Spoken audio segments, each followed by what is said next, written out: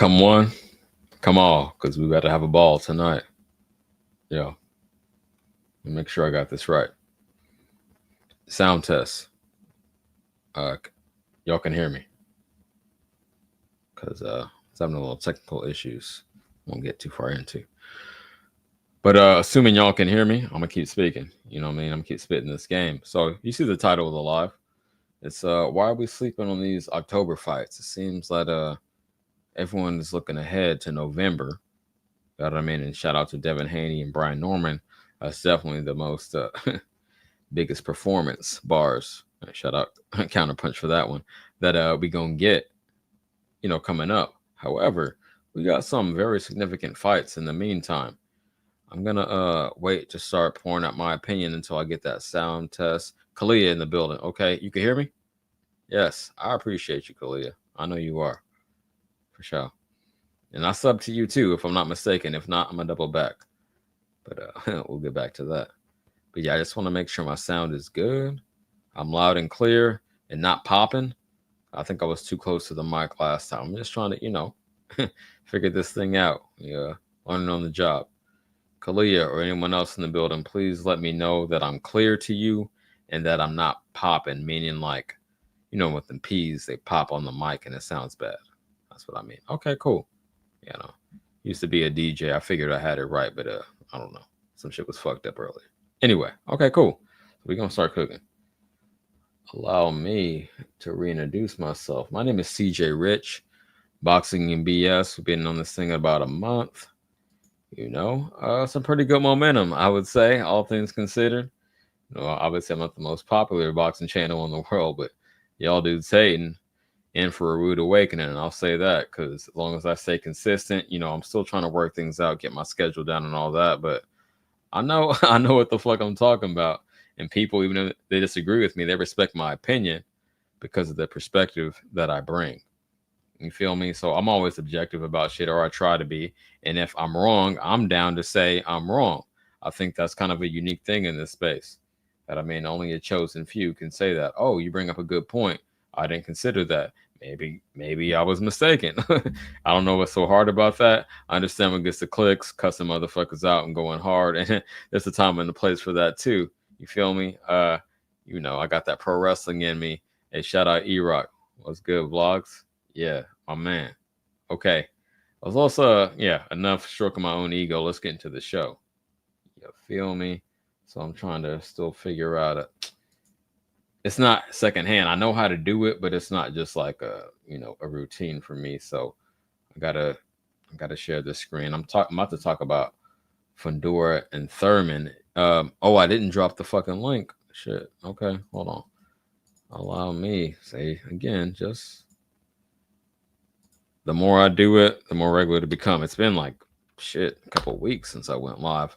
Y'all know I was sick. Shout out everyone that it was sending out their thoughts and prayers for me. I was under the weather after that goddamn Crawford fight, after I won all that goddamn bread. And shout out E-Rock. I ain't even mad at you. I ain't dissing you, but hey, it felt good. And shout out to you more so for being a motherfucking man about your shit. Stand on your word, putting the bread up front, and didn't even, didn't make no excuses afterwards. That's what I respect. Fight fans like him. You know what I mean? He from my area. That's how we do it in Northern Cali. You know what I mean? Northern Caliphas. Okay, but let me I digress. Okay, so there's the link. Anyone want to drop up? Shelton Moore. Okay, I'm gonna add you. Boom. What up, Shelton? I can't see you. Okay, there you go. What's up? What's up, man? Chilling. About to get into these October fights. Before I do, while I'm trying to figure out the technical, anything you got to say? Ain't nothing to talk about. We saw on the 13th. Ain't nothing happening since then. They had that little bullshit press conference today, I heard. Did you watch it? Word. Yeah, my homie, shout out Angel Reyes sent me the link. Yeah, we're going to get into that too. Thank you for bringing that I up. didn't watch it. I ain't watched that bullshit. I didn't even care. But I didn't know what was going on, but he sent it to me. Hold on, I'm gonna let you cook. But yeah, he sent it to me.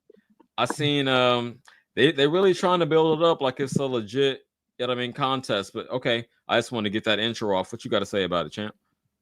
It ain't no legit. How's it legit? They fighting at the catch weight of 195. So what's Tank gonna weigh? Can you see a dude that's 5'5" tall, 195 pounds? You know what he look like? It looked like a Rubik's cube. He built. He like You look like a basketball. You look like a basketball, man. You trip. I mean, you know, that's why Georgia was like, we can't deal with this shit, man. It's too big. You're too small. It's not. Okay. But Miami said, fuck it, we'll do it. All right. I ain't trying to get into that just yet because I don't got the footage pulled up. I'm really trying to. God you want to see the whole shit? Okay, I'll leave it alone. Yeah, Ain't really nothing happening though in boxing, man. Until next month, bro. Is anything happening this month? Any fights? Okay, yo, homie, come on. This is exactly what I'm talking about. You see the title of the live? It said, "Why we sleeping on October boxing?" Shout out. Oh yeah, over here. Okay, it's already the 22nd, so you can't say ain't nothing happening this month. No, exactly. I'm trying to. God. Okay. Oh, that's how we gonna do it. I think I remember. Yep. I'm getting my wheels back underneath me. We got to share that screen, and I'm gonna show y'all which one. Box Live. I think that's the one. Boom. Is that it? Yes, Sirski. Thank you for prompting me, because we're gonna get to that bullshit later on. I'm talking about some real shit. Okay, about a month from now, we got Fundora and Thurman. Speak on that. Ain't really too much to speak on. He gonna beat the shit out of Thurman. Fundora is how? Break it down, champ. Come on, you know how we do it over here. You know, Thurman is a good boxer, man, but Thurman's too short. Thurman is 5'7", 5'8", something like that. Thurman's too small. I don't think Thurman can get around that jab. I don't think 36-year-old Thurman is gonna be moving like 31-year-old Thurman. And Fundora is learning. He hasn't learned completely, but he's learning how to use his length. He's learning how to use that jab. He's learning how to move his feet. You know the old saying, they say a champion becomes 30% better once he wins the belt. Looks like that's happening for Fundora. Since he won that belt, he's getting better. I gotta give it to him. He's getting better. And Keith would have to fight the perfect fight to beat this kid. And I don't think at 36, Keith has the perfect fight left in him. I just don't. Interesting. The perfect fight. See, I don't think it's that much. I think that's a little too much sauce, my opinion. Again, I got Fundora objectively. You feel me? But I don't feel it's be perfect. Now, I say all that to say this. It really depends on which version of Fundora shows up to the fight. If he stands behind his jab, utilizes his height for like he did exactly one motherfucking time, if he sticks to that game plan, cool. I'm with you. But it depends on if he sticks to that. Does that make sense? Yeah, that makes perfect sense, Brody. That makes perfect sense. But the problem is, if he doesn't stick to that and goes inside and tries to bully Keith and tries to make it a dirty fight, that's not Keith's forte. Keith gonna move and box. That would, as a matter of fact, that would actually play into Keith's hands if he did that. His best option to beat Keith is to stay behind the jab, because Keith may be a little bit too fast for him for an inside fight. That would allow Keith to dart in and out, and that might be an advantage for Keith. I just don't know if Keith can do that for 12 rounds at his age. You know, Keith been really, really inactive, bro. And that, I don't care what anybody says, that kills a fighter, you know? No. I feel you completely. I mean, I'm getting up there. I mean, in terms of fighting age, I'm getting up there. You know, shout out to you, 60 going strong. But in terms of being a fighter, no, I definitely feel you. Now, I could look it up, but if off the top of your head, you know, how old is Thurman? 38? 36. 37? He's 36. Okay. He's 36. Right. I think Keith is 36, no? Damn. No, I mean, I'm gonna take your word for it. Let me look up the box rec real quick. I think he's 36 years old. I don't want to be inaccurate, so we gotta get shit right here. But no, that sounds about right. It's just like I seen a more consistent level of performance from Thurman, so I want to give it to him. But like I said, if I had to put up the bread, which I'm not betting on this fight, don't ask me, y'all. If I had to put it up, I would put it on Fundora, because he did demonstrate in that last one he's actually willing and able to use his natural advantages. So yeah, man, I gotta side with you on that. I don't think about an ass whooping. I think that's too much sauce, but no, I feel it. Okay, hold on. Picking up Keith, one time. There you go. Let me share this one. Boom. So we can see it together. 36, exactly. Shelton had on the money. Shout out to the OG. Okay. And now I'm going to add, yo. Be cool. I'm going to add HLD to the stage. What's up, man? Hey! Finally got your boxing and bullshit panel. Let's And go. I The see, old Puerto Rican. What's and, up, man? and I see you got the biggest bullshitter, bro. You got Shelton. Uh-oh. Yeah, I know y'all are old homies. Yeah. Cool. Salute. Nah, that's my brother, man. Yeah. That's what's up. You got anything to say about this Thurman? Give us your thoughts on the fight, HLD. Everything the opposite of what Shelton's no. saying. The Okay. total opposite. Wow. I got Thurman blasting this kid. He's gonna stop him or smash him. That's the way I see it. He is too experienced. Yeah, he hasn't fought, but he is preserved. And if they gave that preservation to Crawford, oh yeah, he only fights once a year, so he's well preserved. Well, Thurman's well preserved, and he's got less fights than Crawford. So I'm gonna say he's ready to take this guy out, man. He's gonna be a champion once again in the name of Fundora. I hear you, HLD, but peep game. I'm gonna give you a counter argument. You could say Crawford is well preserved because he wasn't getting fucking injured. It's a difference between being injured and taking your time to acclimate to a weight class, in a healthy manner instead of rushing it like old boy Charlo did. So I think that's a distinction. Speak on that. Yeah, but the difference is he's injured not by punishment. He was just injured by just natural causes of shit. It wasn't anything about that he got caught up in the ring and got smashed. Hey man, I mean, you hit your 30s and he had a hand injury, HLD. He had a hand injury and he had an elbow injury. And he had the torn bicep. Right. But it wasn't caused by not like you got no punch resistant problems, other than his gut a little bit. Yeah. You know what I mean? He's not Spence damaged. Is what I'm trying to say. We've never really seen Keith take a shot. No, man, that's what I'm saying. And he's not Tim Tszyu damaged. You know what I mean? So I think, as long as he's healthy, he's gonna knock this guy out, man. I don't see how Fundora is gonna take his power, man. And if I keep on repeating what I saw in that last fight with even though Tim Tszyu, it is what it is. He quit, bro. He had him looking like a Pez dispenser right before that. The last 2 rounds, he was making Fundora look like a Pez dispenser. The only thing he has no defense to take the punishment. You kind of undermining your own point, saying that he's not durable. No, right? I'm talking about Tim Tszyu.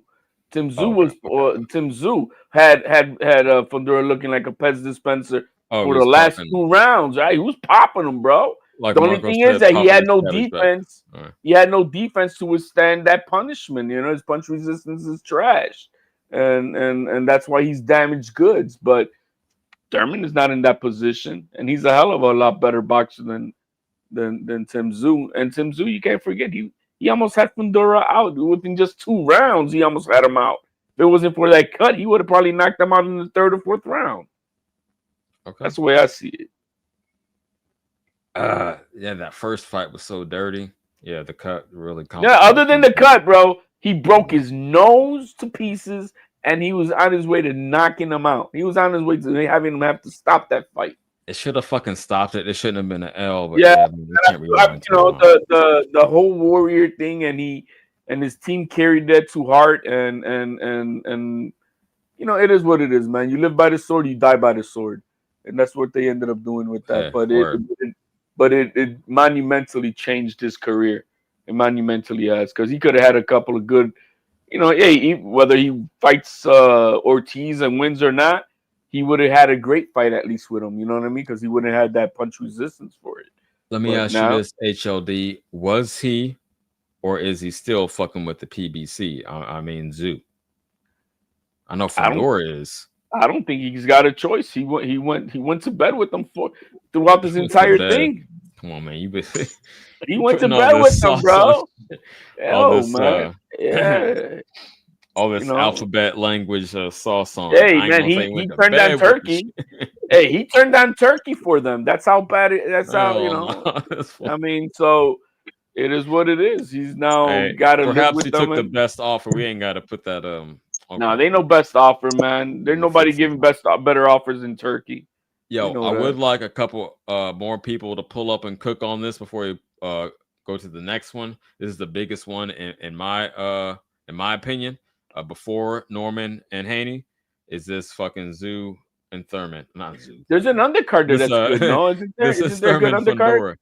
Isn't there a good undercard? I thought there was a good undercard. You mentioned that, homie, because I got they got Osaki and Cool Boy on undercard. Yeah, that's a good fight. Let me go back. I got all the fixings. Hold up, champ.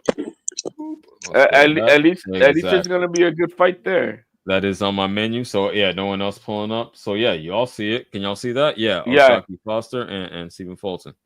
Yeah, I can't wait for that fight. I like that fight. I really do, and I like Fulton on that fight. You like Fulton? Yeah, why? I like Fulton. 10 times the better boxer than Foster. See, 10 times the better boxer. I disagree, and I want to hear your counter argument. I feel that Foster is established. I mean, you could say I'm a hypocrite because I knew that Crawford was skilled enough to move up in weight and still do it. But however, the distinction is I see this as like almost equal in skills. So given that, since Foster is more established at the weight and they do moving up, so all things being equal, that's why I give the edge to Foster. I'm not hating on either of them, but that's the only thing. I think Fulton is just much better pedigree of a fighter. He was on the verge of being pound for pound. I mean, right before he took that fight away to Newman, he was on the verge. He was probably right on the outside of that. That's and he's a good boxer, bro. The guy's good.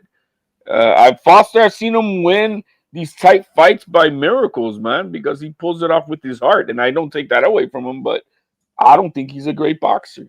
I just don't. I think he just overachieved at the moments when they were needed, but I don't think he's a steady great boxer at all. I don't see him that way.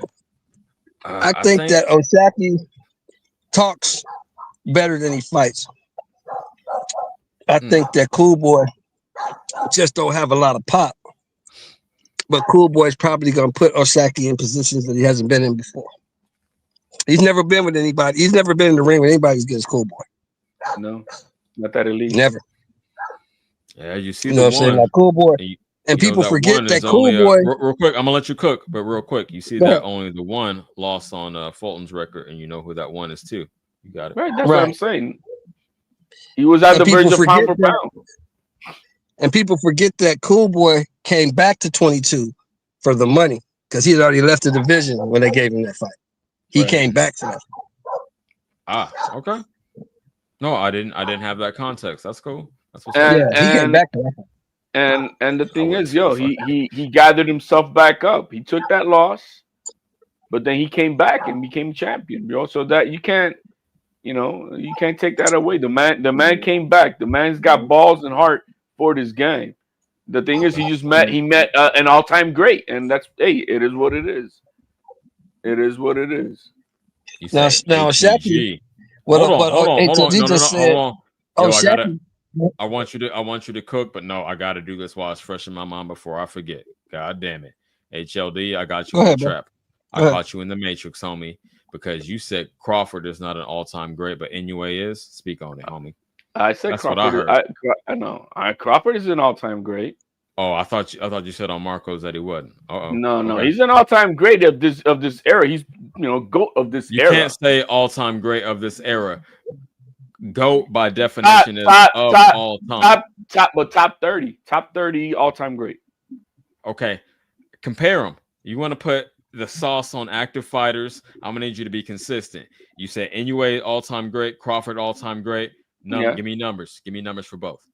For both, well, you got to take into consideration from the weight classes they were fighting on. So I'm gonna say when it comes to those lower classes, yeah, you got to put him probably right now, probably around top 20, top 15 at least. Oh, so you separating the lower from like the middle and the You upper. have to. It's a different. It's just different. See, I knew it. I knew I had you in the Matrix, baby. Okay, no, it is what it is.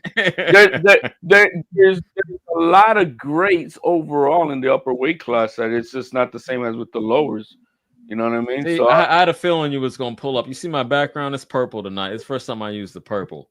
But since I cooked you, you know what I mean? Just like your logo, I'm gonna have to switch it up now. We're feeling I know you did it cool. Yo, you like I saw that. I'm like, yo, look at it. Everybody like my style. Man. Let's do a cool blue because I'm chilling. Hey, look at the bottom. Look at the bottom of my logo. What color is that?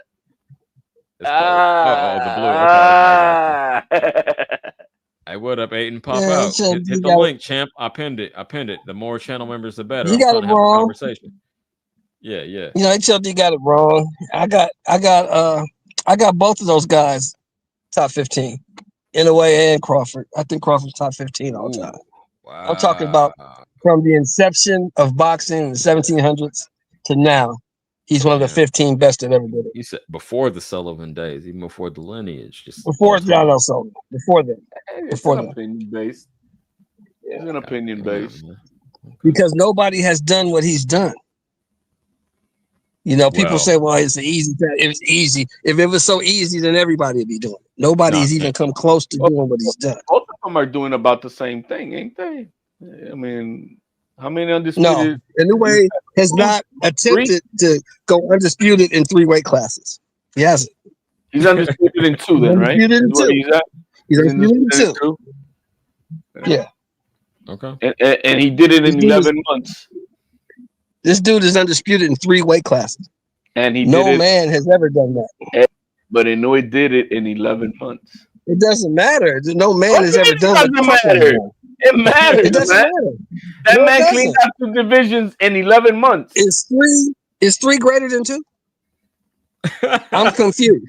Hey, my man did it in 11 months, bro. He wasn't lollygagging. It's not 3. I don't give a fuck if he did it in 11 years. It's not 3.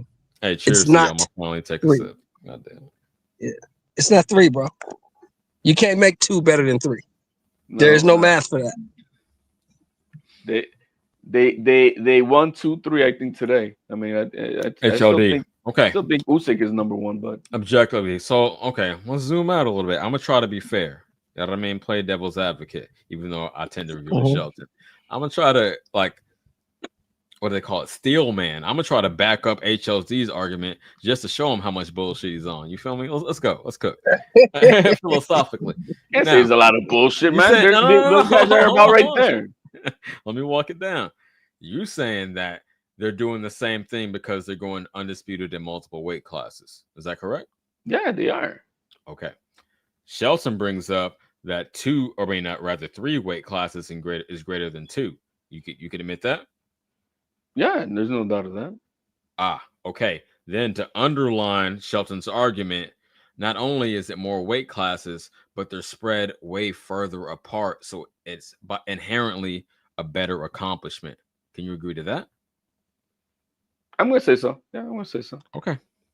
Thank you. Thank you for being real. I didn't expect that. No, man, I'm not. Look, I'm you cannot take away what the man just accomplished, whether, regardless whether I thought it was a draw or not. It is what it is. So, I mean, you thought it was a draw. Okay. Yeah. That's sauce.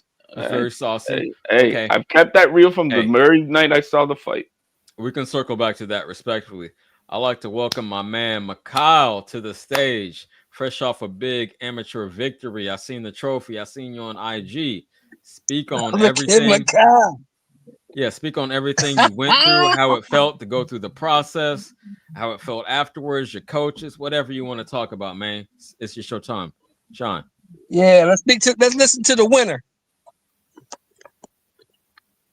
We can't hear you, champ. Nah. Come off mute. He's not on mute. It's like this is a connection. There you go. Got you now, big dog. Just coming off of just a solid win for real. It was rough for real. Like dude had a weird ass style. Like he's weird, bro. It's awkward as hell. Like, and it's just like I just had to find a way to win for real, because it was just the first round didn't really go the way we wanted it to go for real towards the end, but I ain't. It's like I really only I almost threw it around, but I didn't. It was just I ran short on time. Them 2-minute rounds is quick, and then got back to the corner. My coach Mike was like, "Man, he's like, dude, you need both of these. Stop playing. Go out there and get this dub. You tripping?" Like, all right, I got you. So I just went out there and just basically hustled my ass off and got the dub. Oh, that's real. That's real. I'm about to pull you up real quick for anyone who don't know. My man Macau. Share this tab. Boom. Y'all see it? Okay. I know the comments tick up a lot, but that's Macau's page, Team Slime, if y'all don't know. And what's this? It's the intros. No, that's the Border Wars fight. But oh, my fault. I just put the if you go to my YouTube, I put the fight up. You can see the oh, I don't think I'm subbed to you. You gotta just go to Team Slime TV and the full fight's there. I'm gonna do it in real time. Cool. No, I seen it on somebody else's IG, so I thought it might have been on yours too. Team Slime TV. All right, cool. Keep on speaking. I'm gonna pull it up. Well, yeah, but yeah, it was just a solid win for real, for real. That's the best thing I could say about it. It definitely characterized just the career as a whole, just how it's basically went, man. It's just it's been up and down, it's been rocky, but I just always found a way to battle back. Okay. Yeah, way to show perseverance. You was down and then you battled. Yeah. And took the last two. It's only 3. That's like a tight window. People don't know amateur boxing is like that. That was a hard ass win. Hey, Buster Douglas after the fight, he pulled me to the side. He was like, "Hey, good hustle, boy." Yes, there you go. Yeah, but I had to gut that one out. Yeah, that must have felt good because he know about gutting some shit out. He got dropped by Tyson, came back to beat my favorite fighter of all time. So I shout out to him. But y'all see it in real time. I'm really tapped in with real amateur boxers, some pro boxers, some coaches. You know what I mean? I know I just got a little following right now, but you know, people there. I caught him right. I caught him with the left hook. I knocked his mouthpiece out. Okay. I like it was a couple times where when I was about to like shift the tide of the fight, like hurting for real. Some weird shit happened with the ref for real. Like it was just I don't know. It was just that type of rhythm of a fight. The ref couldn't get on rhythm with the fight. I couldn't get. It was off. Dude, he was stunned. Okay, I see you. Okay. But just using the jab and just fundamentals of boxing for real is what got me through as well. Got you. But no, you was getting a little saucy there for a minute. You was stunting on him. Okay. A little Roy Jones in you. Put on the show. I feel it.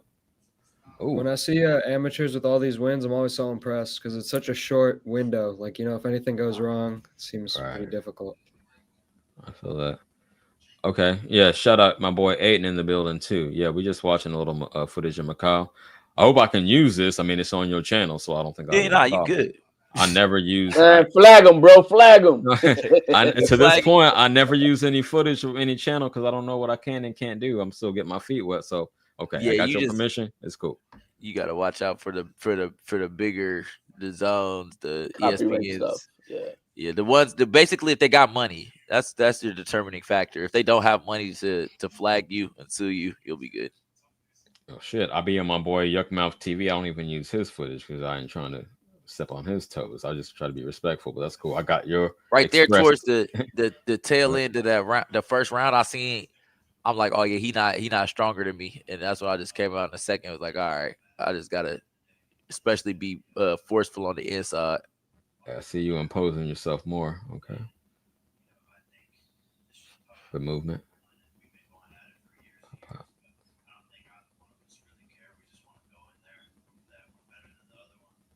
You started moving back. I would say be a little more lateral with it, but what do I know? I've never been in there. Okay.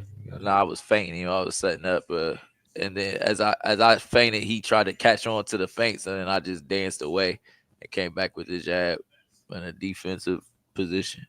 Okay. Good. He was just quick for real. So like it was the rhythm. It was more the rhythm of the fight. Mm-hmm.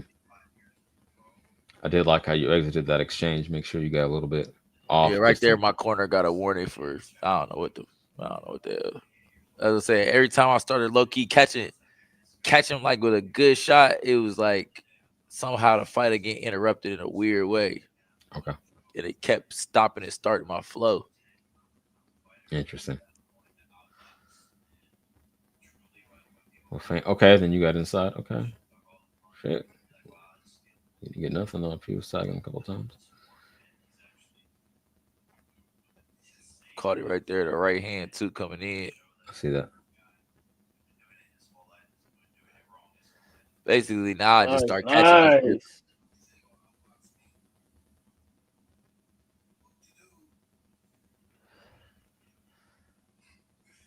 And I see right here, he just starts gassing. So I just want to press the fight, making more tired. Yeah. Other than that jab, what I see is that you got that awareness of what's going on in front of you, and you take your time to see. Go ahead, Shelby. To get it right in between the guy. Yeah, I fight really good in the scramble and on the inside. That's what I was going to emphasize. Yeah, exactly. And pretty much right there where he was in retreat mode, we know we had won the round. Mm-hmm. And come out just round 3, just be strong. Got to end strong. If I end strong, I'm going to win the fight. Basically, at this point, that's where we knew we were at. So I got back to the corner. Coach Mike again, just keeping me up on the score. He's like, you won round 2. Now you just got to win round 3. You good. There you go. Oh. He was throwing wild, but he wasn't accurate for real.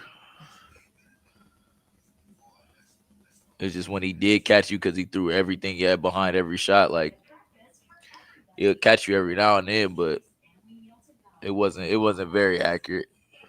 Mm-hmm. I was more accurate with the jab and just with throwing multiple punches. Basically, I just out hustled him. I threw more punches to him. Okay.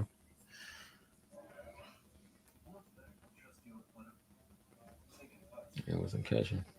And you got inside. Yeah. Moving him around. Okay. Yeah, that was just defense. There you go. Seeing I was going towards the corner, so I just used my movement to get out of there. Yeah, I see that. Now I'm just going to out hustle him, just throw more punches. Hey, yo, trying to catch him with that uppercut.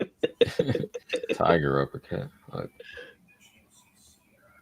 Cashing, he snapping his head back, and we just end the fight. Just gotta go out. Just gotta throw everything. Like right when you know it's only 30 seconds left, you just gotta hustle. Mm-hmm. Your jab won you the fight, though. Yeah, for sure. The jab won the fight. Yeah, your jab won you the fight because it kept on touching him, and he wasn't trying to. Every time he threw his jab, it wasn't really even landing. And that gym was lit. He had a couple of shots here and there. You can't say no, but he caught me.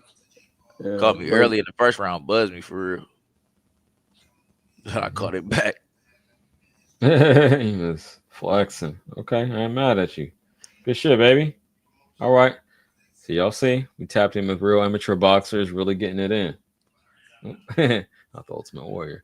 Okay, let's go back to Ultimate Warrior showing up to the party. Wrestling. Hold up, though.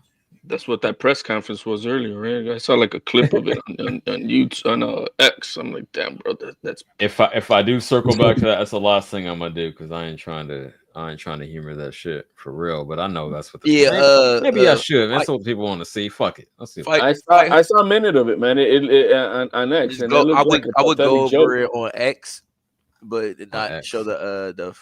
I don't know. Fight Hub's usually cool for real. I wouldn't chance it. I just go over it on X. X would be cool. See, I'm not even on there, so I can't cover. Oh, you're not on X? No, I need to. I know if I'm covering boxing content nowadays, I gotta be on X. What I saw on X, bro, it looked like, bro, what? Yo, this kid is not happy, bro. I don't think Gervonta is a happy man, bro. Nah. He's a I don't know where he's a slave to his fear. Yeah, and to whatever which way they're pushing him to, bro. Y'all got it. Psychological breakdown. I'll circle back with my point. I don't think he's necessarily listening to anyone. Hold on. Like, I don't think he has a team anymore. I think he's gotten to an age to where he feels like, oh, I'm 30, I'm this, I'm like that. He's supposed to be happy, man. Yeah, man, I'm doing this fight. I'm making my money. We're gonna have a good. No, bro. No, he ain't happy. He's not happy, He bro. listen, as a fighter, he's like embarrassed. As a fighter, he know deep down in his heart, he ran from the challenge to some money. Yeah, he's still a competitor at the end of the day. I mean, it's like CJ, you even being in the wrestling, right? It was competitive, right? Bruh. Like when you had to necessarily, like, let's say it was written into, the script that like that you had to take a fall, or you know what I'm saying, that you had to be a company man that night. Mm-hmm. It happens. Your competitive spirit did not like that, regardless of the fact that it was a part of the job. I feel you, and let me. Since you bring it up, I wasn't going to bring that up. I was thinking more like a amateur wrestling. Like whatever I do, I'm a super competitive person. I'll be playing co-ed flag football. I'm knocking people out. But I say all that to say this. Yeah, even in the wrestling ring, since you can't do nothing about it, you got to get your job to get paid.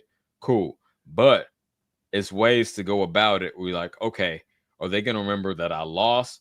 Are they going to remember some crazy shit I did, some crazy move I did? And that's how I would try to make up for it. They're going to remember I had the dopest move in the match rather than I took the fall for the 1, 2, 3. Does that make sense? Yeah. But no, okay. You think he's still to get circle back to boxing? You think he's still a real competitor and like he's ashamed of himself? What you trying to say, champ? I'm trying to unpack that. He's embarrassed. Like, he's embarrassed. They asked him about Shakur, and he snapped like a female, bro. He snapped like a female when they asked about Shakur. I mean, it's just like, bro, he knows at the end of the day, he know Roach won that fight for real. He may have got that draw on the cards, but even like, why you think Mayweather went back and fought Castile for real? He knew, because it was he knew in his heart. Even if he had himself convinced at the very best that like he ain't beat me, but I ain't looked that good. Mm-hmm. He knew he didn't look good. Right. He know Roach got the best of him, but you know what? Roach came out today and put everything out on the table. He said the rematch was signed 2 weeks after the fight. The undercard and everything was set. It was for June, and he pulled out. Yo, let me say this. I feel like a bad substitute teacher. My man Aiden has been patiently waiting in the building in the background, and I ain't let him get his shit off. Aiden, unmute yourself. You got the stage. Tell me what you got to say on whatever we've been talking about. You mute. You talking to me? You said me? Yes, Sirski. Let's go. I think it's funny that they ask, yo, what about you running from Shakur? And he's like, the media's going to switch on you. You have one bad day, the media switches on you. I'm a victim. I'm just like, dang, okay, I guess. Like, I mean, it's fine. I think he's going to beat Jake. I don't think he's going to throw the fight.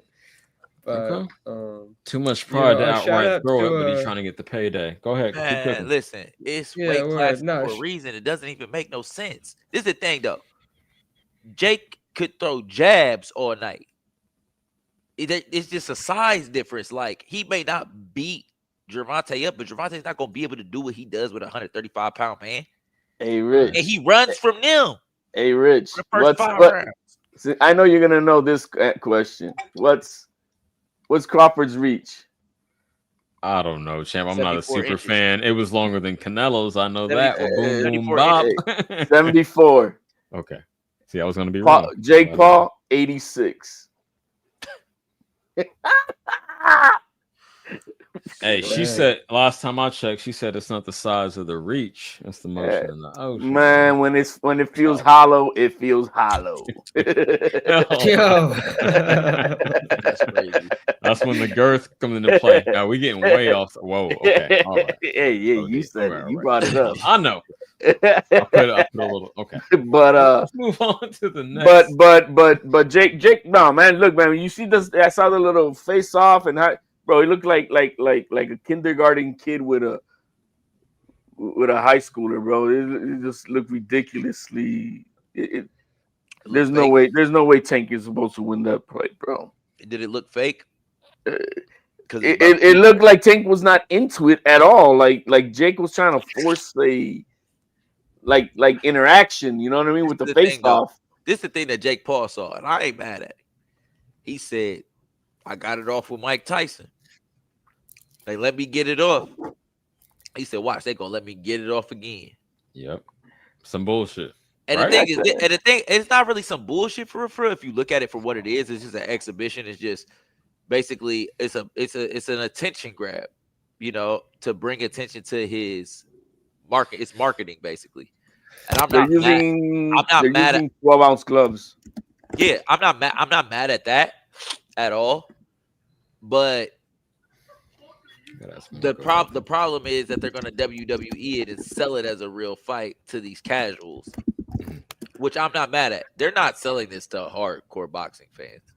Hardcore boxing fans, no, they're just saying, hey, you know, we can get a couple million people that don't have a fucking clue.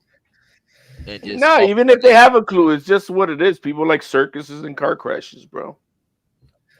I won't be watching that fight though. I'm going out that night. I already made time. There you go. Yeah, with the chick you met at the bar, right? You wasn't only networking. You met a chick out there. I know you. I see you, Aid, man. You in college. I hope you getting it in. Come on, for my you in college, Aid? I'm definitely enjoying my time at college. There you go, baby. We about to throw some college amateur shows. We about to throw some. Oh, really? What university are you at? I'm at Rutgers. Rutgers, big university. Oh, crazy. Big. Super big. No, it's wild. There's a good music scene here, honestly. Yeah. Pretty good underground scene. Yeah. Shout out Shelton Moore. You know, thank you for your service, Shelton. Appreciate that. All right. Yeah, you're into underground music, Mikhail? Yeah. Punk, rock, rap, all that stuff, metal. Okay. I used to promote music. I used to promote music events before getting into all this boxing stuff. That's what's up, Aiden. When I was your age, I don't know if you if I mentioned it before, but I was a DJ. I was in like deep backpack shit. I was like, I knew everything. You feel me? This is back in like Napster and was it LimeWire days. Yeah, you was a real backpacker. Oh, for sure.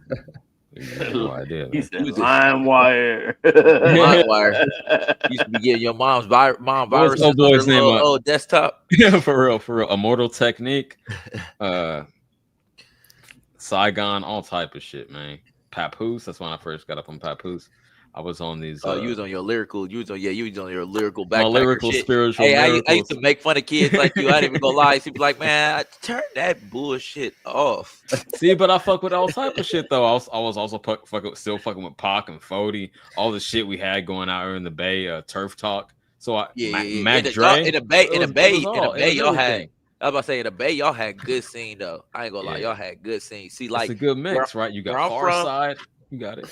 where I'm from, like Akron, Youngstown, 330, like outside of Cleveland, they all listen to Bay music. Like Cleveland listen to New York music, like they listen to Bay music. Toledo listen to Michigan music. Like all the different cities listen to different music. So like Columbus, Ohio's like real diverse when you move around and like what music you gonna listen to. Like I listen to everything. All right, that's what's up. Yeah, you got that. Makes sense for Ohio. Okay. Lots of stuff in Ohio. Crazy boxing scene out there too. You know. Yeah. Right. We got a West Coast influence for some reason though. It's crazy. It's crazy. We tapped in with everywhere. Like I know KC. I don't know Ohio till you mentioned it, but I know KC is. Yeah, KC. You know what I mean? My boy Yuck, I be on his channel, and he tapped in with Tech 9 for like 20-something years. Yeah. No, like I ain't gonna lie. My brother from Oklahoma City, they gang banged out. Like my city's gang banged out. Like it's like weird how different cities like have different like real LA culture. Like, cause like we got everything out here. Like but like you would associate it with like South Central neighborhoods, so you would be like, that's weird, but they're the same gangs, just because different members spread across the nation. So it's like, but we got all the same like culture, like meeting at parks, and people got different parks, and it's like it's weird, bro. It's fried. I know different Tulsa gas stations. We're gonna get off this real quick, but I know Tulsa gets down. I heard about Tulsa too. Thug Town. But okay. Back to boxing. We had a little BS segment. We're gonna circle back. This fight. I got Oshaki. Hold on. Oh, this fight. Yeah, that we already. Okay, you can speak on that. Let's put a bow on that. because you didn't speak on it yet. I'm gonna give you your Oshaki Foster over Fulton. Why is that? I'm with you, but why is that? Give me your breakdown. Oshaki's just dope, and he has that epic fight against Rocky Hernandez. He was in jail for all that time, just like raising his power level in the hyperbolic time chamber. Hell no, let's go. And yeah, I think he has some better wins as well. I mean, Fulton has some good wins, but I think Conceição is like a really good win, and I think Nova is underrated. So okay, yeah. So mostly resume. Like you see, but I mean, Fulton has a good resume too. I'm trying to help you put a point on it. You see more dog on him, or he has just more impressive wins overall, in your opinion? You tell me. I mean, Fulton definitely has a lot of dog. So does Oshaki. If anything, I think probably Fulton's like a better boxer, but I think he's not like that much better. And Oshaki's just heavier, more experience at the weight. So, That was my main point, but Mikhail was shaking his head. Go ahead and back in that, Mikhail. This is the thing, though. Fulton's way more physical than Oshaki Foster. Oshaki Foster's slick, and Oshaki Foster is actually the better boxer, technically, as far as boxer. Like when we talking boxing, what separates boxers is defense. You know what I'm saying? Like not the offensive part of it. That's what separates a fighter. But the defense is going to separate the boxer, the actual technique of the not getting hit part. So. Like when it comes to that's where Oshaki definitely has the advantage, and then he's got better distance control, way better distance control than Stephen Fulton, way better back foot. So, like, what will be interesting is going to be this fight's going to be on the evolution of Oshaki. How much has Oshaki evolved? If he's evolved enough that he can become offensive enough to separate himself and win rounds. Like his defense is sure enough that I would say Oshaki has next to Shakur type defense. Like man, stop it, bro. That dude is none of that, I've bro. been waiting for stop it, bro. I'm like, stop it, bro. Oshaki. It's about stats. Oshaki pitched a shutout in that lost the Seiko. He should have never lost that fight. He pitched a shutout. He just didn't have enough offense. Like came back in a rematch. Yeah, he's a B+ fighter at best. He's a B+ fighter fighting an A- fighter who is on the come up right now. Because he's not entertaining to you. That's right there. He can't get hit. So but only be bro. He can only run. He can only run. He can only run. He ain't gonna. You keep calling it running. You can't do it. Bro, can't go in there and swim and not get wet. Bro, swimming not get wet. Swimming not trying to get wet at all because you're not trying to hit nothing. You can't do it though. HOD sound like he can't take 10 steps. HOD, in all actuality, bro, that is the most difficult fight style that there is. I don't care if it's the most. It's trash. It's trash. Trash to the eyes. It's trash because you're trash to watch. To the eye. To the your shit was more entertaining. Your shit was more entertaining, because bro. I'm a fighter. I can't do what Oshaki Foster. Well, I don't want you to do that shit, and neither should you. And neither should you. I mean, I can't fight like that. Well, no, man, you don't want to, bro, and you don't want to. I can't fight like that because I got pride. If you hit me, I'm going to hit you. But Fulton is going to school him. Fulton is 10 times the pedigree Oshaki is. 10 times the pedigree. I'm not picking the fight quite yet. All right, well, I am. I honestly right now I'm leaning towards Stephen Fulton. But hold on. You were talking all that shit to then say you were going for Fulton. I'm leaning towards Fulton, though. You said that off top. I was laying the stage. Bro, you put in a lot of, like in the words of C, you put in a lot of sauce on fucking Jackson Thompson, bro. And then he says, "But I'm putting my money, but I got my money on Fulton." He just wanted you to respect the opponent sometimes. Okay. You know, like I said, I did give him. He's an overachiever. He fucking comes. He wins his fights based on his heart. Like he doesn't give up. I give him that. But I don't see no odds on his skills. No, I don't. That's what I said in the beginning. It's about his evolution. If he's evolved, then he could be dangerous.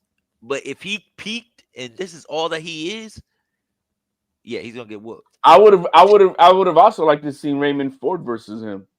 I wouldn't have minded that fight either. Raymond Ford a kick Foster. No, I'm talking about against Shockey Foster. That's what I wanted to say. Raymond Ford a kick Shockey Foster ass. Yeah, I would have liked to see that. And no, he looked subpar in his last fight.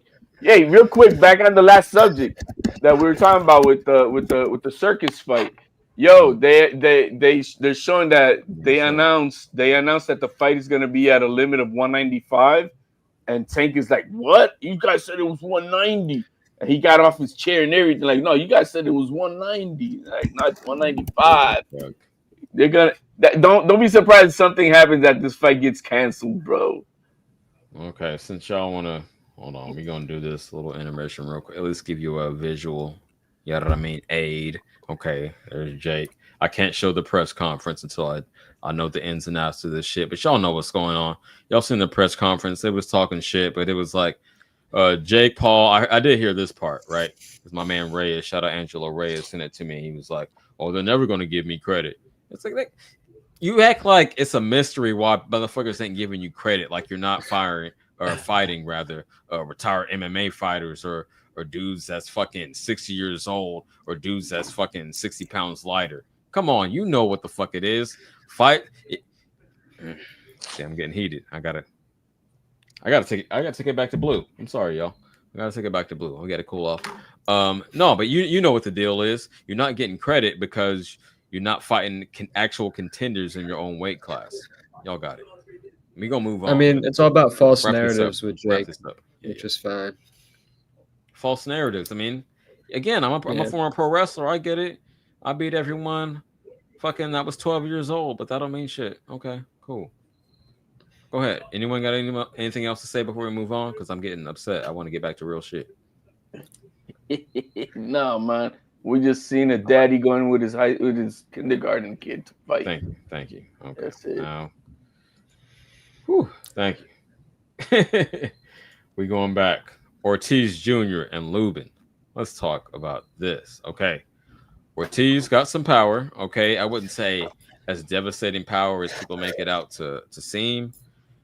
Lubin got the better, like, even if you want to say he took a couple L's, which obviously, I mean, you see the record, obviously he did. Like more seasoned against a higher degree of fighter, I would say.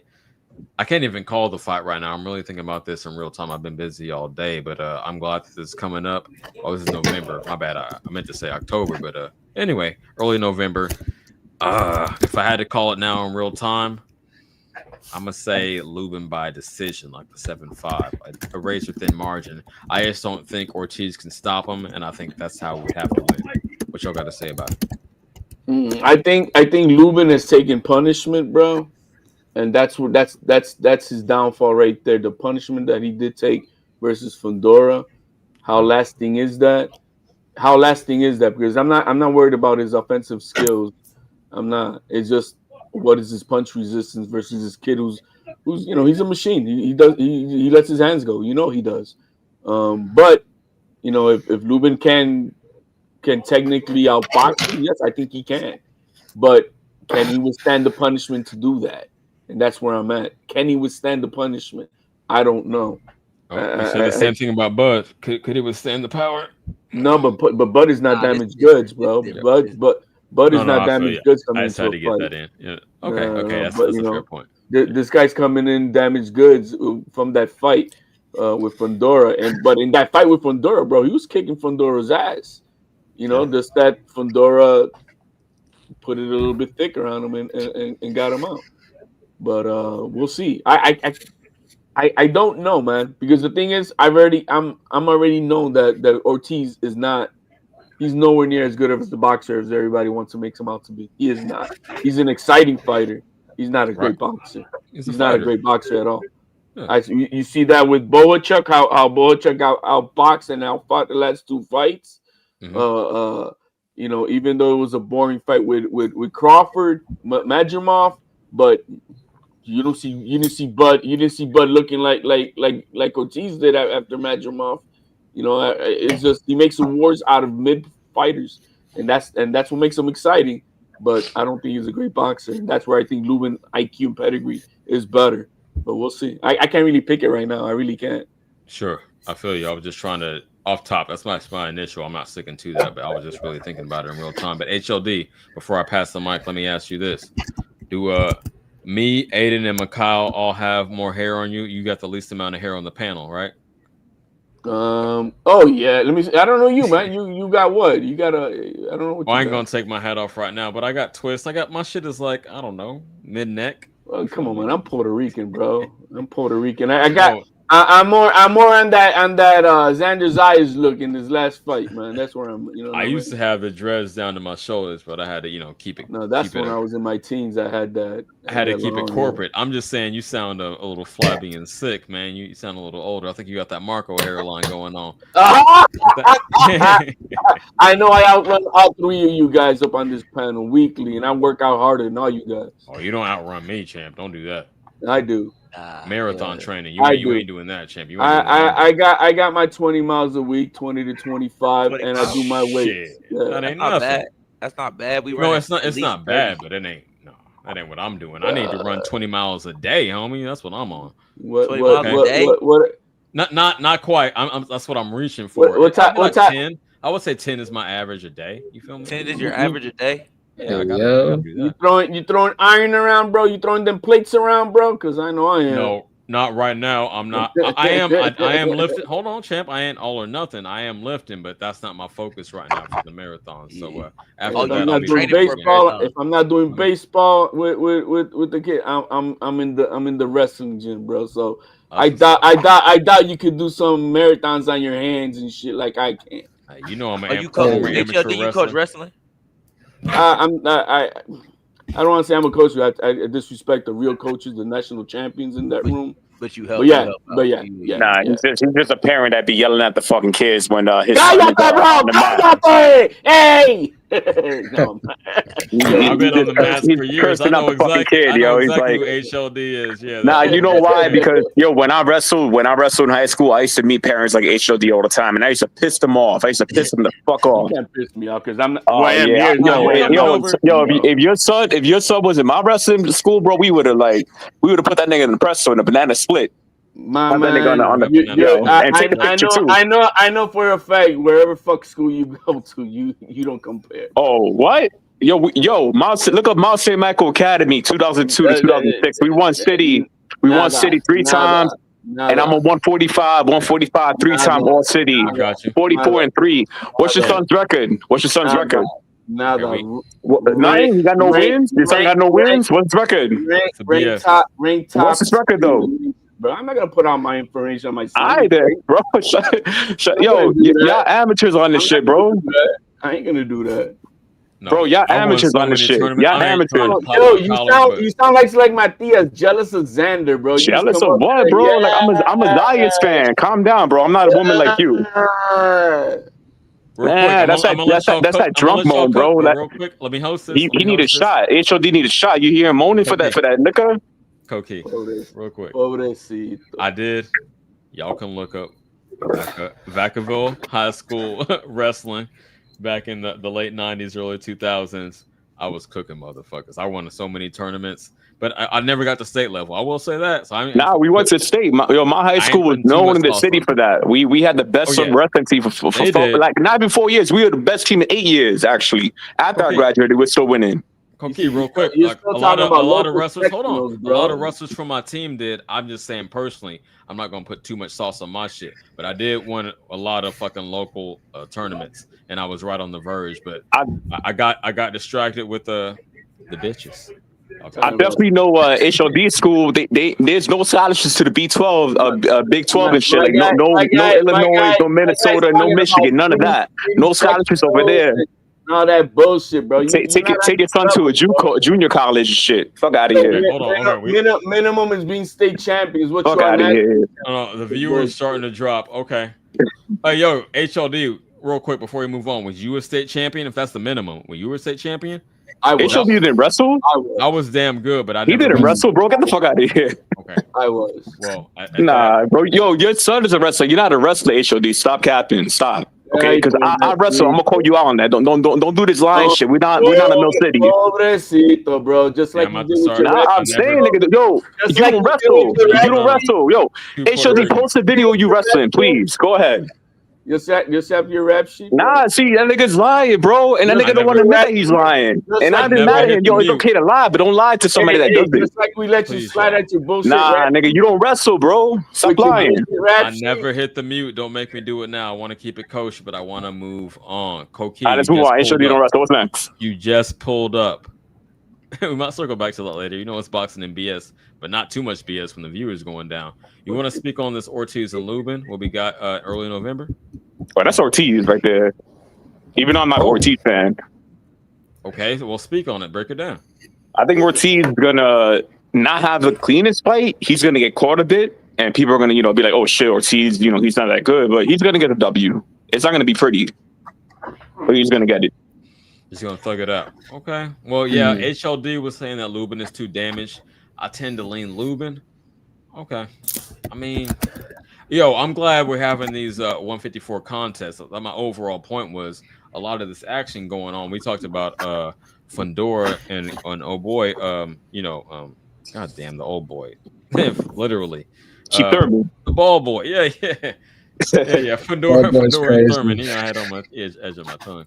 Yeah, we talked about that. You want to weigh in on that as well? I want Keith to win, man. I think Keith would be so fucking good for boxing, man. That fucking old man comeback, and Fundora is a good kid. I just feel like Fundora is always going to be an entertaining fight. So whether he wins or loses, you want to see Fundora fight. He's like a freak of nature, fucking 6'5", and that arm fucking guard and shit. Like it's a weird fighting style, because physically he got different dimensions. But I want Keith to win, man. I think Keith could time a counter and kind of get Fundora off balance, and I think Keith could maybe hurt him, but I'm not sure he could beat him in a 12-round battle and shit. It can't be ugly like CJ you mentioned. Like it can't be ugly. No, actually that was Shelton. Shelton said it's not in Keith Thurman's nature to be that like rugged war. He could do it, but I don't think he could do it with Fundora. Yeah, he can. He can. That's what he's gonna do. He's not about to try to box Fundora.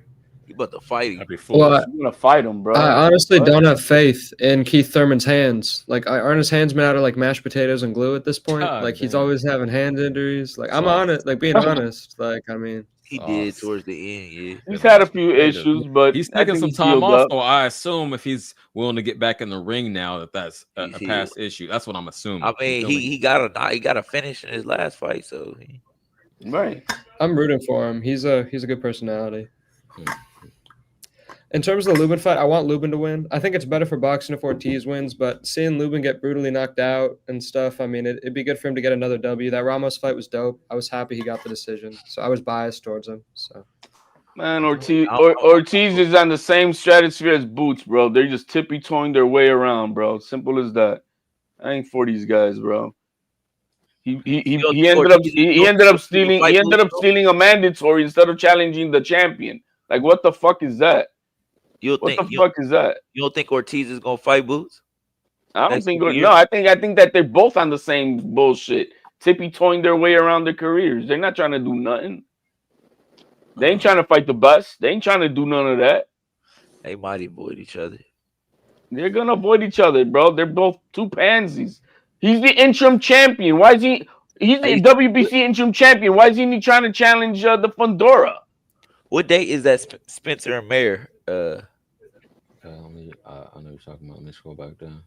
This is the 30th, so end of October. I gotta catch that. Okay. Yeah, Michaela Mayer. She got some motion. Yeah, I'm a big fan of Michaela Mayer, man. I love her. What's up? I love her. A lot of these women's fights she's undefeated, right? Yeah, she's undefeated. No. She lost to Michaela. Oh shit. Michaela, she lost to Alicia. 2. She got 2 right. Yo, Mayer got some cake now, bro. Yeah, she does. Yeah. How you want to guy out there, bro? You don't know nothing about no cake. What cake, nigga? You got no fucking experience with cake, son. Get out of here. My man got trapped with a kid. Fuck out of here. Oh, right, bro. What you got going on for yourself? Goki. I got bitches over here. What are you talking about? You got no bitches. Come find out. You got no bitches, bro. Hold on, we're gonna switch to this. Okay, there it is. All right.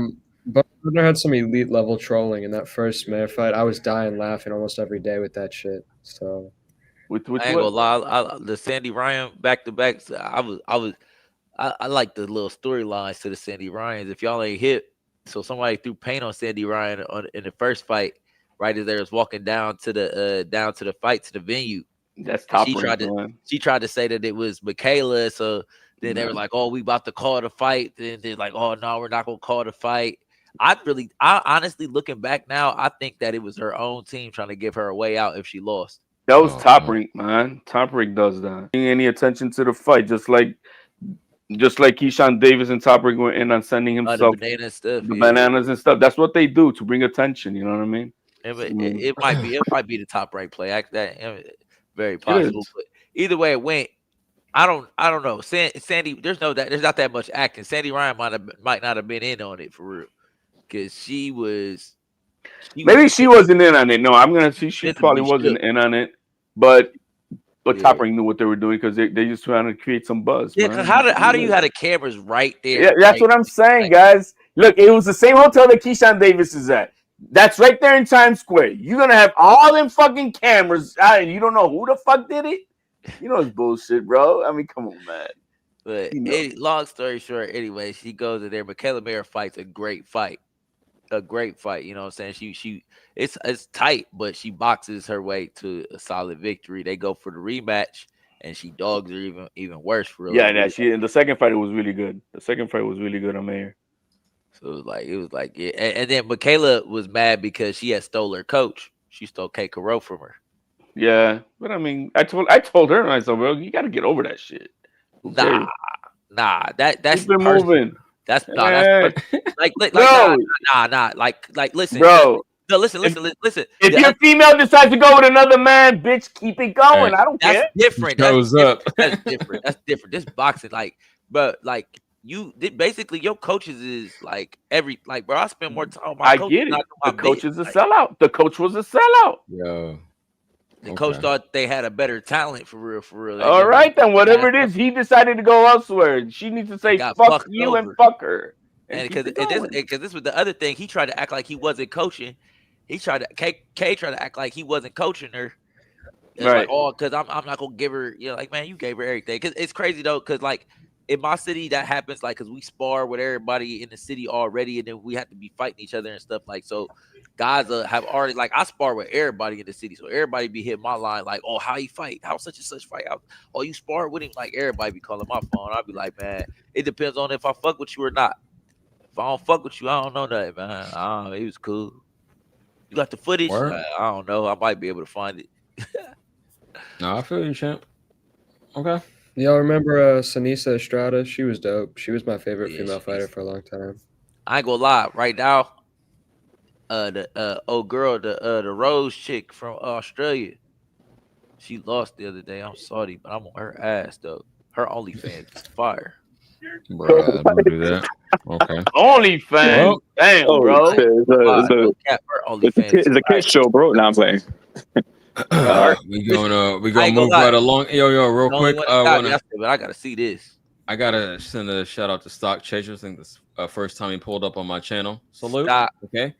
You want to pull up on the panel? That's a real drunk fool. You want to talk shit, Cookie? That's a real drunk fool. Damn, I didn't know Mayor was taller than HLD. She's like 5'9".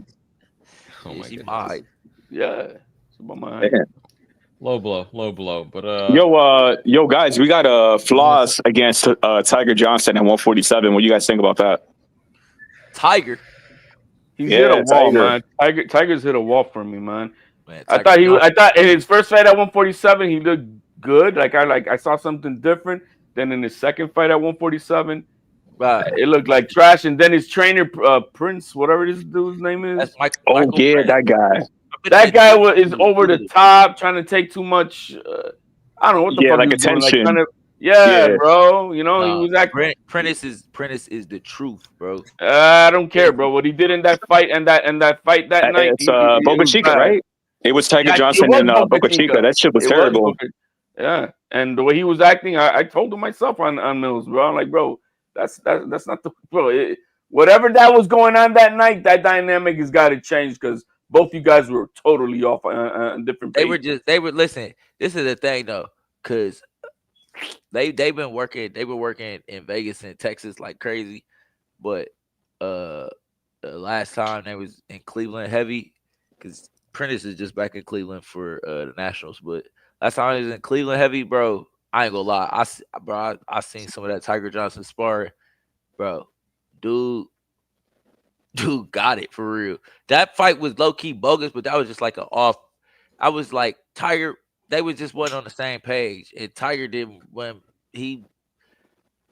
I don't know. He was fighting the wrong fight in his head for real. But like as far as the ability, you know what I'm saying? Like that's the thing though. People don't realize like Tiger Johnson is in between styles right now. He's adjusting. Like we talked about that. He got it though. We talked about it. It seems like he leaves his best in the fucking gym and he doesn't bring it to the ring. Sometimes, yeah. And that seems to be an issue, and that was mentioned during that interview. Yeah, but that's true. But even still, man, the coach should not be the center of attention on a broadcast when you're fucking. He just shouldn't be, and he was. He was like, "Look at me, and talking all this shit." I didn't like it. I really didn't like it. So I think I hope he changes. HLD, let me ask you this: were you a hip hop fan back in the 90s? No, man, salsa merengue. Oh, you remember who Suge Knight was, though, right? Yeah, that fat fuck. He wasn't that fat, but okay, he was a big dude. Bro, he's a fat fuck, bro. I just want to say, well, maybe nowadays, but back in the 90s, he wasn't that fat. He was just a sturdy dude. But anyway, I say that to say this: anybody who want to be a star and don't want the promoter all in the videos, the songs, dancing, singing, come to death row. So no, I feel you kind of make himself a star. I say that's okay. That's what's up. Yo, let's pull up to this next one. This is a big one I wanted to talk about. Come on, man. Hip hop course, bro. You remember the Fat Boys, bro? Oh hell yeah. That was one of the first like gimmick groups, gimmick rappers. Stupid shit. How about the movies, bro? How about the movies? Like, they couldn't even get in shape. Yeah, you remember the movie? Too. Wow. Damn, we're old, yo. Yo, Aiden, you remember that? Nah, Aiden can't remember that. No. Not aside of Which movie? I don't even know. It was Fat Boys. They were a rap group from the 80s. It was two brothers and a Puerto Rican guy. Right. Yeah. Yo, the Puerto Rican guy in that group kind of looked like Caesar, the guy that's on TBV. Yeah, TBV. Yeah, he kind of looks like him. From Boxeo Urbano. Urbano, yeah. like 30 years later. Oh man, now this is gonna be a good fight, Parker and Wardley. Yes, please. Let's discuss this. I don't know. I feel like Parker been hot, bro. He just been fucking taking down some of the biggest challenges, and he made a good comeback ever since he lost. So I'm going for Parker. I think Parker got it. Parker, okay, I've been letting everyone else cook. I'm gonna let you go. Macau was an experienced fighter, but I've been sitting back in the background. So let me do this real quick. Parker, superior boxer. You know what I mean? Even though he got the 3 L's, his style was very boring to me. But I can appreciate that he has some significant names on his resume recently. However, and shout out to Marco for pointing this out with the caveat: Wilder passed it. Who else did he get? Fucking who else was his most recent wins? Anyway, I remember he got that Bacoli, Fat Bacoli. That's what he got. Yes, on straight off the couch. Yeah. You know what I mean? So we respected Bacoli for what he did to Anderson, but straight off the couch, he beat Zhang too. Looking for payday. He beat Zhang. Zhang old as fuck, and no gas tank. There you go. Exactly. Thank y'all for helping me out. I can't. I don't have the encyclopedia in my brain right now, but yeah, exactly. Y'all laid it out. Those past 3 significant wins, which is why they say he deserves to fight Usyk, all with the asterisk, you right? Just like they want to criticize Mayweather's wins, even more so with this. Like these dudes, none of them in their prime, some of them overweight. I'm not trying to hate on them, but then Wardley is just a fighter. So I still think that Parker could outbox him. God damn, I'm thinking about it as I go along, and I'm like, 55-45 Parker. Y'all got it. Man, how old is Wardley? How old is Bloomfield, New Jersey? So he's young. How old is he though? I'm gonna look. Give me a cook. Zhang trains out of Bloomfield, New Jersey. So I mean, you can't discount that. Oh, fuck that shit. Hey, I might have some chances, man. I've talked to her. She like my cake comments that I given her, bro. No, like 3-6 Mafia said, who gives a fuck where you're from? It ain't about where you're from. It's where you're going. But I'm looking up Fabio. Jersey. The perfect alien response. But no, man, I can't. I'm not gonna give it. That's gonna determine, I think, if I'm gonna go for him or not. Saying because I'm from East Oakland, I could smoke anybody. No, that ain't it. Okay, he's 30. I'm gonna pull it up. 30, so he's a little bit up there. Compared to Parker, who's like 37, 38. No, he's not. He's been around forever, but he's actually not that old. I want to say like 34. Let me see right now. Hold on. I think I'm gonna go with what the age is to determine who's gonna win this fight for me. So you see it that even, it's just whoever's the younger. Okay, I'm pull up. Well, y'all see it. 33. Oh, been in the game for so long. Damn, bro, he has been in the game so long. Damn, I might give it to Parker. I might give it to Parker because by a thin margin. Because if it was a little bit like if he was like maybe 27, Wardley, I'll give it to Wardley because he's undefeated and that that protecting that 0 means a lot. It means a lot to these guys. But at 30, I could see Parker outdoing him. But it's very thin margin, man. I wouldn't be surprised if either one of the guys wins the fight. Okay, I'll be surprised if any of y'all can pronounce his alias. You see, I got it highlighted here in the blue. What does that say? Lupe Solia la autori matetesi. No, you fucked up at the end. You had it though. I was doing there, bro. I was there. What is that alias? What is it? Oh, that's New Zealand stuff, right? Yeah. Yeah, no, we're not gonna shit. Even if we thought we had it right, we had it wrong. Right. That's funny. Do y'all think he'll ever get another title shot?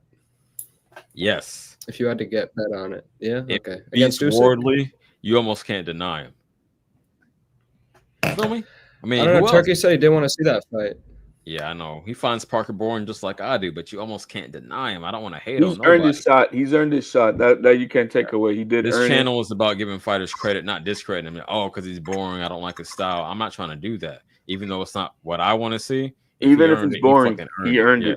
He earned it. He fought. He beat a lot of top guys going along. So you can't really take that away from him.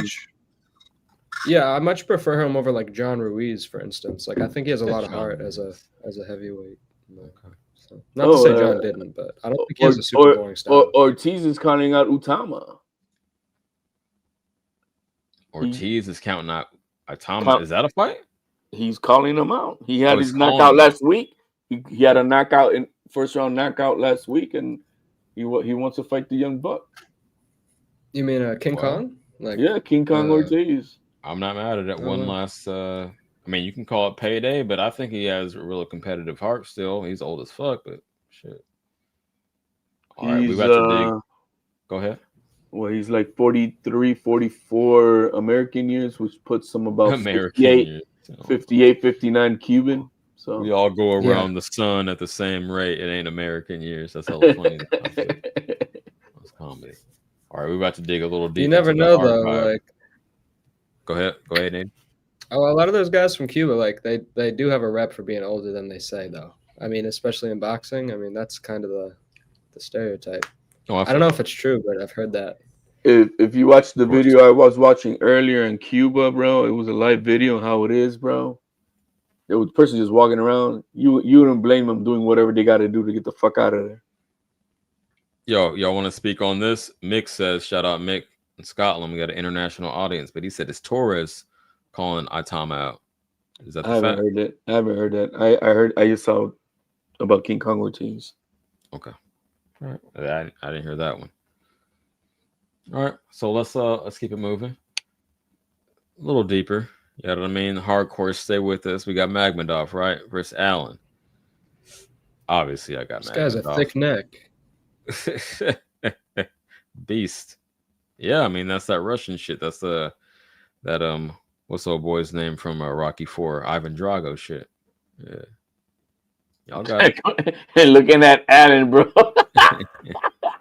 I know, looking thin. By comparison, you look normal, but he looked thin by comparison. Yeah. I don't know, champ. Okay. My traps are like that with like Makhmudov over here, bro. Okay. I bet. Yeah, so this coming up. I don't think Makhmudov's that good. I don't think either one is, but I don't really know Allen. I got to go back, but the record is not too impressive. But I'll give him a fair shot. I'll go back and actually look at his footage. But yeah, man, I know Makhmudov, and I know he can put some pressure on motherfuckers. I know I'll probably be missing that fight. I ain't tuning in for it. I'll be waiting for that. Damn, man. Okay. Yo, but you're tuning in for Jake Paul and goddamn Tank, huh? Okay, I see you. See, I knew it. I fucking knew it. Yeah, I'm gonna watch a circus show, man. It's the only fight I'm ever gonna watch live at Tank without having to pay for it. It's on Netflix, right? Yo, if y'all don't know, I don't know who was around back then, but you know what I mean? Like around the time I first started going on Marco's stream, I boycotted that Tank Roach fight, not because I couldn't get it, but out of out of a principle. Yeah, exactly. At a principle, at a peaceful protest, I was like, well, he ain't taking on the fighters I want him to take on, even though I respected Roach because I had seen him on Pro Box and before that with like Jamel. Anyway, whoever he had fought before that, and then he went down to Pro Box to earn his name back, and then he got the Tank fight. So I was like, okay, cool, he's a good boxer, but this is not who the fans are demanding to see. So I was like, fuck it. I did live commentary without even watching the fight. I don't know how I did it, but yeah, I did that. And then so I'm not, obviously, I say all that to say that I'm not with him cherry picking and doing all this circus bullshit. This is the most egregious example of it, and I'll watch it after. I'm that firm on it. I ain't gonna do it live. I'm gonna cover it live.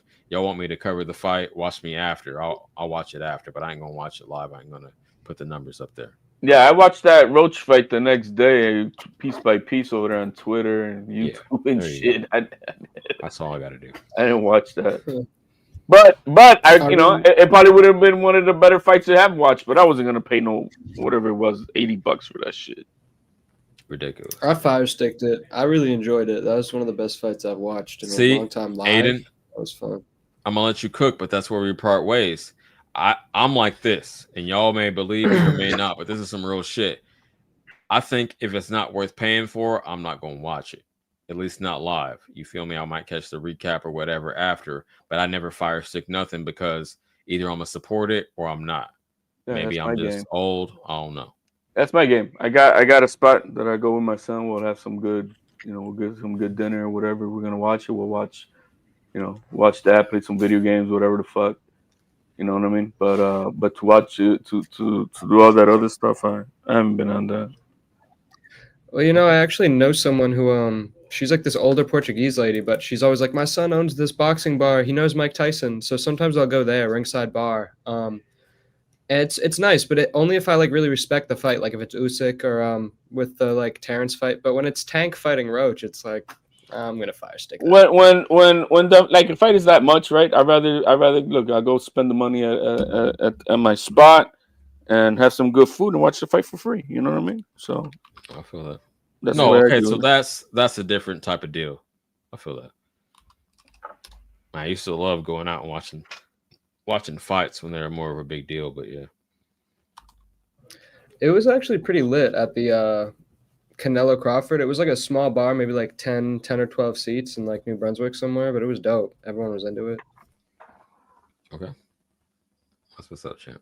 Yo, I saw that they had like a fucking outdoor stadium a watch for the Canelo Crawford fight in Vegas, bro. And that was going for like, and it was going for like $150 a seat and shit. It was packed. There had to have been more than 10,000 people watching that shit on an outside big screen. It was crazy. They had opportunities like that. That's cool. Yeah, I thought it was cool. I mean, people were and everybody was just mesmerized watching the fight. I'm like, okay. Yeah, a lot better than 6Gs or whatever the fuck it was. All right. Okay. Mikhail, what do you think? You think Benavidez comes down, fights Bud? You think Bud can beat him? I don't think Bud is interested in the Benavidez fight. I think that's why he would leave 168 because that's really the only fight that's there for him. So I don't think he's interested. I knew we would eventually circle back to this. Okay, I mean, it's still the hot topic. I was trying to move the conversation along, but it's still worth talking about. You know, it's fresh. We're just over a week out. Okay, speak on it. Mikhail, what do you think Bud should do, and what do you think he will do next? I'm going to keep it consistent, like I've been saying, but you got it. You got the stage, homie. I think he's really just going to chill and see what the landscape of boxing. He got options, so I think he's going to do the same exact thing he did after going to 54 and getting a belt. He was like, all right, I got options. The Canelo fight doesn't pan out. I think he would pursue things at 54. The Canelo fight panned out. He took the time to prepare. And there is a value in taking the time to prepare. And that's one thing that going into this fight at Border Wars, you know, I'm actively fighting, but you know, as Tip keeps pointing out, all he's focused on is me. And what he doesn't realize is, you know, there's benefits to both. There's benefits to staying active and there's benefits to sitting back preparing. The difference between him and a Bud is active. He's just active in the gym. You see what I'm saying? Okay. So it's like Bud is never not sparring. And that's the thing. That's the difference between, I would say, between my gym and a lot of gyms is we're not like, bro, we spar Tuesday through Saturday. Like we spar. Like now, if you got something going on to where you don't like, you know what I'm saying? You may spar 3 times, you may spar 4 times, you may spar 5 times in a week. It depends on what you got going on and where you at in camp. But the option is that we spar every day. Like the option is there. If you going, you know what I'm saying? If it's time to go hard, because we just get active, you know, guys are at different places getting ready for different fights and shit. And then we got some pros in there. We got some high level amateurs, you know, got guys that just come in to get work. It's busy, it's active. So I think he's going to sit back. He's going to be active in the gym like he always is. And next year he'll make a decision on what exactly he wants to do. But I'll probably see him going to 160 and getting a belt and then trying to make a super fight there. Okay. I respect it. I disagree, but I respect it. Go ahead. Everyone talks about. I think the best thing you can do for legacy is fight Benavidez or fight the guy at middleweight Janibek. But aside from that, I've been seeing all these pound for pound lists out, and maybe it's sacrilegious, but I do have in a way above Crawford. Crawford's my number 3 on my list. Number 3 since 2023. Yeah, I mean, so in the time period where Terrence has had 3 fights, Inoue's like moved to divisions, completely cleared out another division, 7 fights, like knocked out all the top people, like, you know. Nah, I mean, what Inoue has done is incredible. Like, bro, I'm a huge Inoue fan. Like this his last fight. And that's the thing is, Inoue is a real fighter. People don't, because of there is no name recognition down there at the lower weights. People don't realize how good these wins truly are. These are the top of the lower weights. It's not huge name recognition, and he's not doing it in front of us. Now, I think that honestly, if they wanted to promote him better, because he's pretty much a cult figure over there in Japan, and he makes so much money, I understand. But I feel like he needs to bounce back in between. And with him being with Riyadh season now, you're going to see a whole new appreciation of Inoue. I guarantee you that, because he's going to be put on the world stage and everybody's going to see how good Inoue really is. But to put, like, do you understand what Bud Crawford just did? This is the thing, though. People can't understand. Listen, this is what nobody knows, right? Yo, we just watched my fight. I struggled in my fight in the beginning. You know why I struggled in my fight in the beginning? I was fighting a new weight class. This is what nobody knows. Dude, we was fighting at a catch weight because dude is 140 pounder for real. So he was in the ring. He was honestly stronger than me and bigger than me. For real. He just was shorter than me. But he was a 140 pounder. And usually I fight at 132 or 135. So that first round, it was just to getting hit with 10-ounce gloves on from a 40 pounder. Boom. I'm like, oh shoot, what the fuck? I usually walk through that. Hold on, I gotta bite down a little harder to get through that. And then once I got the rhythm of the punches and got the, you know what I'm saying, like, okay, boom, and then, but I made an adjustment. And that's almost the same thing you seen at 54. Not only was Bud making an adjustment to being at 54, but he was also making an adjustment to the awkward style of Makhmudov. And that's a lot of adjusting. So it took him a couple rounds. When he goes up to 168, though, I didn't see that. I didn't see that level of adjustment. It wasn't required. Go ahead and no. It wasn't required. Yep. No, it was required, but I think he was able to disguise it with his movement early. If you notice, the bounce, that bounce was and like that's what I would have employed in my fight had it been 3-minute rounds. But because with it being 2-minute rounds, I had to try to steal the round back. You know what I'm saying, in the first round, so I pressed. Whereas if I would have got caught like that and it'd have been 3-minute rounds, I'd have bounced on him. I'd have just kept moving until I got my rhythm, and then who knows how long it's gonna take for me to get my rhythm. In a 3-minute round, I can still steal the round back. In a 2-minute round, you got to get right back to it. So I think he was able to disguise the adjustment with his footwork and the fact that that was a Canelo weakness as well. And also Canelo has an easy style to prepare for. You know what I'm saying? Like for a boxer like Crawford, that's almost the same thing he said towards Spence.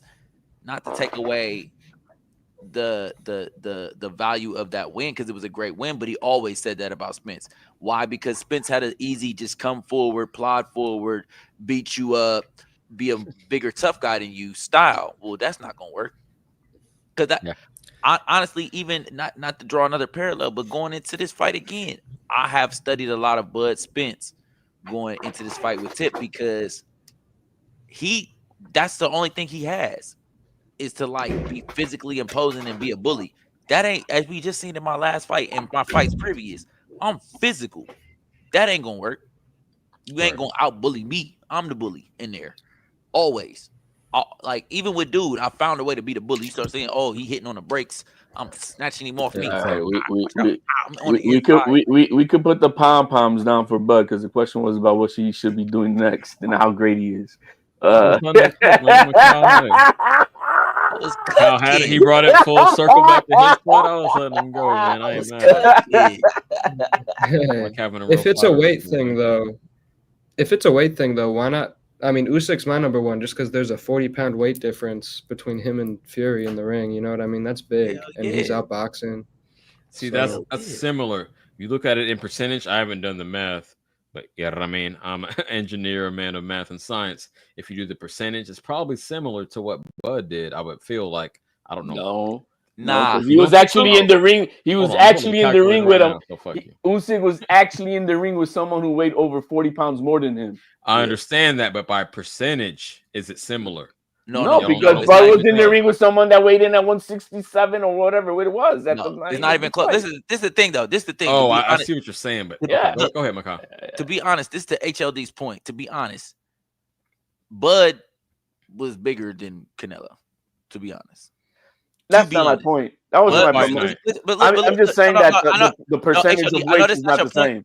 I know that's not your point, but I'm saying it's about to come full circle again. Hold on. You jump just a little early. I wasn't done yet, but that is what makes the greatness of Usyk is truly not these guys' size. Now, Bud went up in weight class, but he was the size of the weight class. I understand what you're saying now. Okay, he's really smaller than these men in the fight. Now Bud would have fought him at 154 and Canelo at 168, then I can say okay, but that's not going to happen, right? But that would be the equality of what we're talking about. Percentage wise, how you wanted to go with. That's a valid point. I'm always fair. What should Bud Crawford do? Look, man, I said it since then. He's gonna rematch Canelo. That's the only fight that has the money compared to anybody else. I don't think Benavidez is gonna be that's not happening. We know that's not happening. And if not that, I would not. Now, what I would not mind, I said it before, I would not mind a Bivol fight at 168 since he's lost weight after his surgery. I think that would be a great fight at 168. Both guys got a storyline of beating Canelo. Let's see them two fight each other now. I don't see no problem with that. Well, okay. Now, what do you think You think payday is the motivation? That's why you say the rematch, or what? Yeah, it's gonna be, bro. Money's what's gonna bring you in the ring, and then after that, we talk about everything else. See, I could see that. I hope not, because I know how it's gonna go already. It just be a wider margin victory, in my opinion, because Canelo's not gonna make any significant adjustments. Not gonna become more skilled overnight at a later age. I don't see it. I'm seeing everything I can see out of Canelo as far as how dynamic he can be. He doesn't have any more wrinkles in his game. I'm sorry. I'm gonna keep it consistent, say what I said before the fight. Do this, retire, go out like John Elway. But to be fair, John Elway did get 2 Super Bowls back to back before he hung him up. So maybe you got a point. I wouldn't be mad at it, but I wouldn't be as excited as I was about the first one. I'll put it like that. But I think just retire, champ. If he beats him, let's say there's a rematch and he beats him again, and he does like right now with John Elway and walks off, good. But if he loses, and then we have a trilogy on our hands, and that's another $50 to $80 million on the table again. I'm just saying, at the end of the day, they're at the point where business means a lot. And no matter how much they saved and how much investments they got, they're not making no $50 to $80 million in one deal outside the ring. Hey, I'm gonna ask y'all this. I understand what you're saying, HLD. I do get that. If that's the incentive, then by all means do that and walk off in the sunset. I wouldn't be mad at him for getting his bread.